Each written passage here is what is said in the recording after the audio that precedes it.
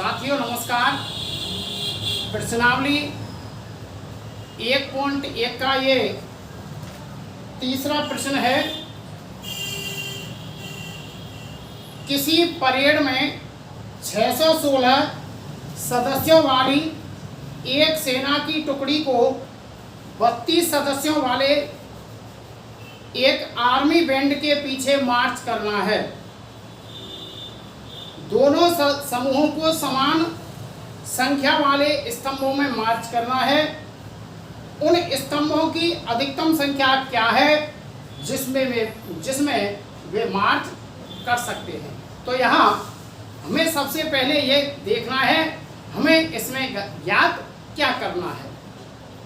तो जहाँ प्रश्न में समान, अधिकतम या अधिक से अधिक आ जाए तो ऐसी स्थिति में हम HCF ज्ञात करते हैं। तो यहाँ दिया है दोनों समूह को समान संख्या वाले, समान आ गया, और यहाँ आगे इसमें दिया है स्तंभों की अधिकतम संख्या, अर्थात हमें इसमें HCF ही ज्ञात करना है। तो यहाँ हमारी एक संख्या है 616 और दूसरी है 32। अब सवाल को हल करते हैं। यूक्लिड विभाजन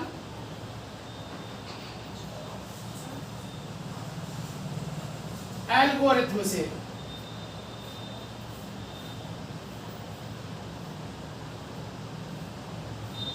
अब यहाँ a बराबर है 616, या पहले ये देख लें 616 बड़ा है 32 से, तो a बराबर 616 और b बराबर है 32।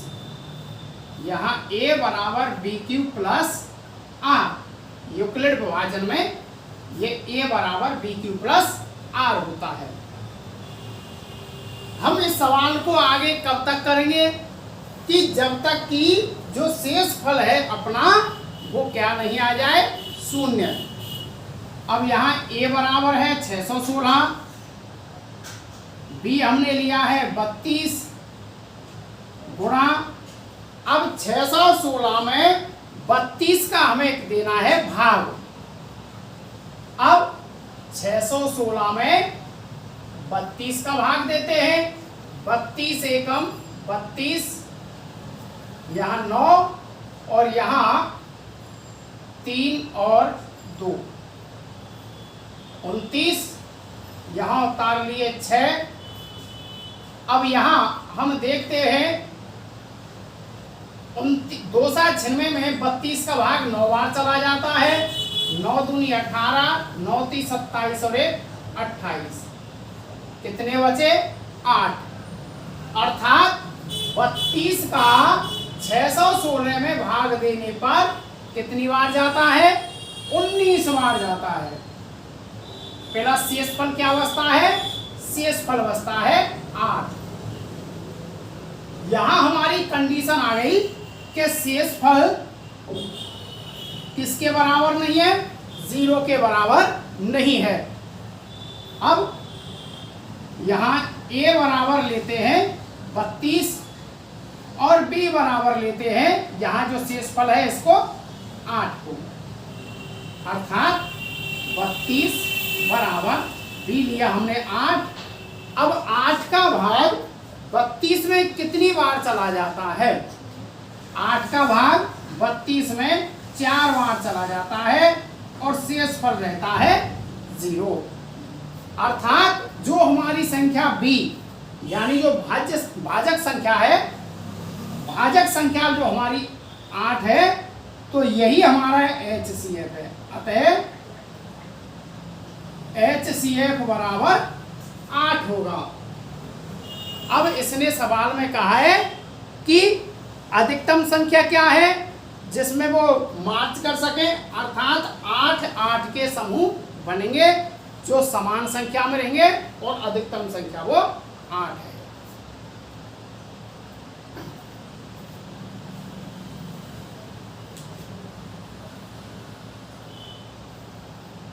अगला प्रश्न है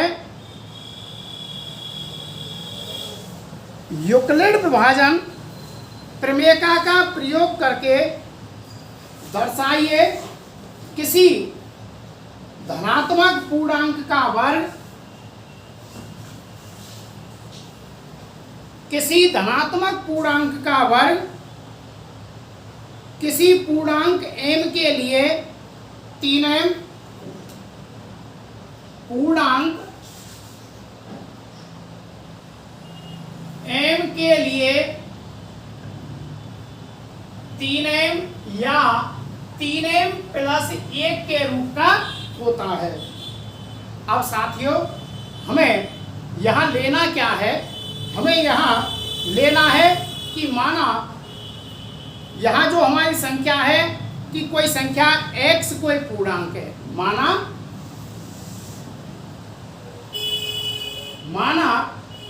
x कोई धनात्मक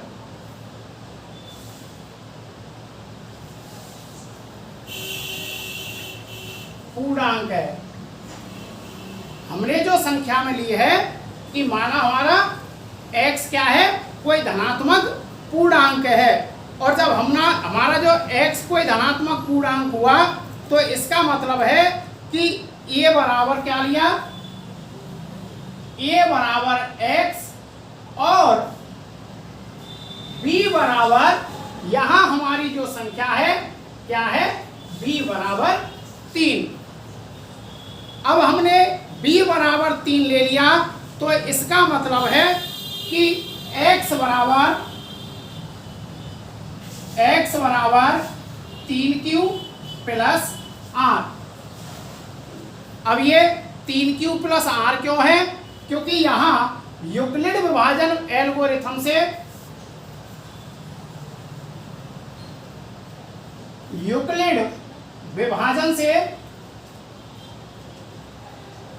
तो यूक्लिड विभाजन में a बराबर bq प्लस r। अब a हमने क्या लिया था, x लिया था, और यहाँ b क्या लिया है हमने, 3q प्लस r। अब हमें करना क्या है? अब हमें ये देखना है कि इसकी कोई संख्या, और कोई संख्या कैसे कि शेषफल हमारे कौन से होने चाहिए, अर्थात कभी भी शेषफल इस भाजक संख्या से इससे बड़ा नहीं हो सकता शेषफल। अब r बराबर यहाँ यदि देखें तो अपनी जो संख्या है और संख्या में जहां 0 smaller than r smaller than 3, अर्थात कोई भी संख्या शेषफल है वो 3 से बड़ा नहीं हो सकता। अब यहाँ अतः r बराबर 0, 1 और 2, यहाँ शेषफल हमारे क्या हुए, 0, 1 और 2। हमारी संख्या ये है यहाँ। अब उसने कहा है वर्ग, धनात्मक वर्ग संख्या। अब हमें करना क्या है, वर्ग यानी x का वर्ग बराबर 3q, और यहाँ शेषफल में क्या जोड़ दें, प्लस 0, और यहाँ क्या कर दें, वर्ग। अब 0 का तो वही रहता है, अतः हमारी जो संख्या है तेनामतिया 9q स्क्वायर। अब 9q स्क्वायर का मतलब 3 गुणा तेनामतिया 9q स्क्वायर हुआ। अब हमें यहाँ 3m हो गया, जहां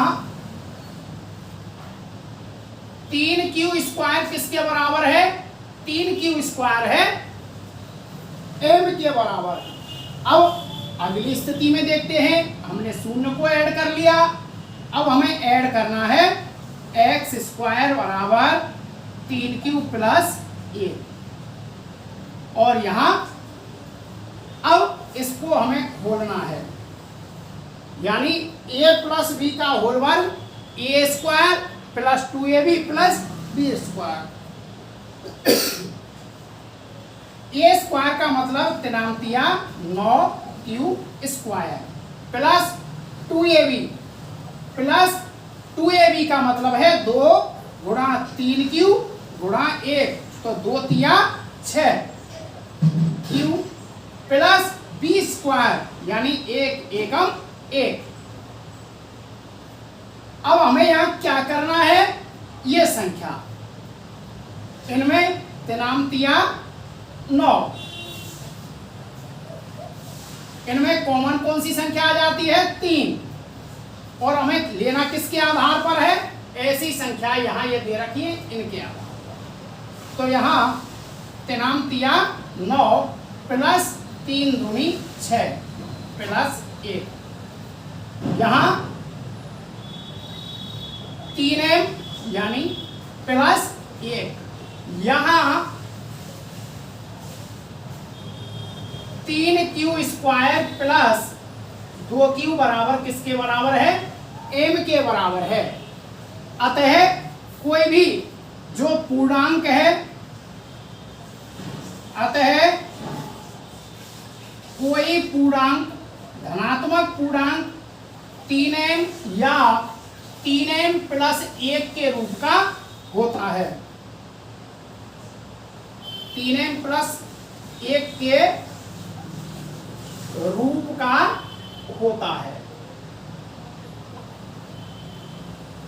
साथियों, यदि आपको ये मेरी वीडियो पसंद आई हो तो इसे लाइक करें, शेयर करें, सब्सक्राइब करें, बेल आइकन बजाना ना भूलें ताकि आपको मेरी नई वीडियोज मिलती रहें।